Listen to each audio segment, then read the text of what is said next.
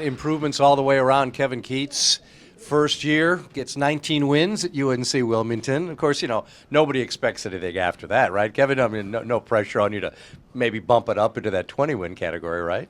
Well, you know how that goes. I tell you guys, I had the most fun last year that I've had in my whole coaching career.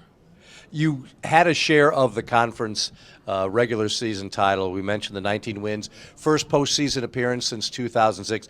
You really accomplished a lot. When you look back, how did it all unfold, and what are you most proud of getting accomplished last year in your first season with the Seahawks? Well, I think it happened because our seniors invited me into their program, and they accepted, the way that I wanted to play.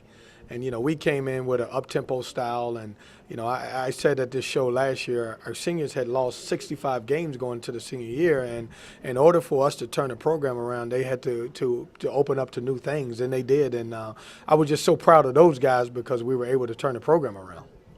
Well, you had some very good players that you lost, but you have some coming back. I love Ponder. I just think he's a very good player. Is he playing well for you now? Yeah, Craig Ponder is a young man that it seems like he's been in college basketball forever.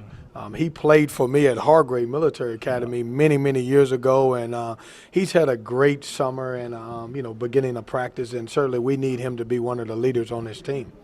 Yeah, how important is it to have Craig as a senior on a team that you're bringing some new faces in? You've got some freshmen coming in. His role not only on the court, but I would imagine in that locker room has got to be huge for you. Well, it's huge because he's an older guy. He's been through the times when they didn't have a lot of success, but he's also been on a championship team this year and this past season. And it'll help a lot because, he understands what I'm looking for in a coach. And, he's also has to be a coach on the floor for those guys, especially in the locker room. Now, on the flip side, last year you got great play out of Jordan Talley. He was on the CAAL rookie team. What is the expectation? What would you like to see more from this year from a very talented young man? Well, I want Jordan Talley to continue to grow. A lot of times when a guy in college has a successful freshman year, sometimes they can hit that sophomore slump. And, we want him to continue to be a leader. We want him to continue to play the way he plays. He's a guy that's never going to score a lot of points, but he's the heart and soul of your team. And, when you think about last year's team, the only guy that I added to that roster to help change it around was Jordan Talley. And so we're proud of what he's done, and I want him to continue that. Kevin, what I think makes people win is when the coach believes solely in his system and his players believe in it. And I thought that's what really made you good last year. You got a new bunch of players coming in. As we talked about before, that you said they fit your system. Tell us a little bit about some of the new players. Well, I love my class. And when you go out and you recruit, you want to get guys that fit your system. And, I ended up signing 4 legitimate freshmen. Let's start with C.J. Bryce, who's from Charlotte, North Carolina. 6'4", 6'5", athletic combo guard, can really score the ball. Mark Matthews, who's from Florida, 6'6", can play some 3 and 4, can really shoot it. We plan on possibly using him as we did Addison Sproul last year. And then I added 2 really good forwards, and Trey Grundy, who's from Kentucky, who spent a couple years at Hargrave Military Academy, and then Devontae Keatts, who's long and athletic and runs the floor.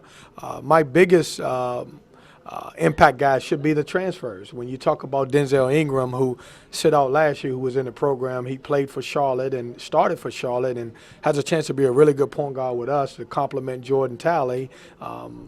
Marquis Bryant, who's also a transfer from Charlotte, is a pick-and-pop forward man who has a chance to be really good, can score the basketball. And then I've got a young man who is walking on, Chris Fleming, who transferred from Barton College, who he can really score the basketball. So I need those 3 transfers to be really good and then bring the freshmen along slowly. I bet all of them can play on-the-ball defense too, can't they? They better. They better.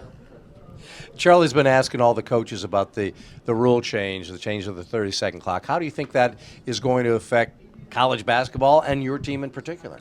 I'm one of those guys, I don't think it'll affect college basketball at all. Now, if we dip below 30, I think there's a chance that it could affect it, but I don't think the 5 seconds will make a difference. And as far as we go, we were able to play in the postseason. It doesn't affect us. If the shot clock goes off and trash, then we'll buy everybody dinner because we usually don't get down to that part of it.